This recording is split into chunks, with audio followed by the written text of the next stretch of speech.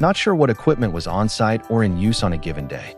Missing or inconsistent records can lead to billing disputes, scheduling issues, and lost visibility on your most expensive assets. That's why DFR allows you to pre-establish project equipment, so field crews can quickly and accurately log exactly what was in use each day. Here's how. Go to the Projects tab from the left sidebar and select the project you want to update.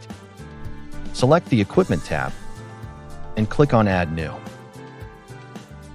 Add the equipment specific to that job, like excavator, water truck, or skid steer.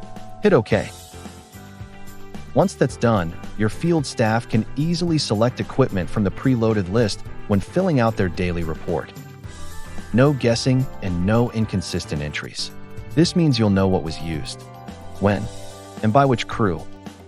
You now have detailed equipment usage data that is part of your daily documentation, making you better prepared for billing, cost tracking, and maintenance planning. Tracking equipment usage couldn't be any easier. DFR, streamlined, affordable, and built for the way you work.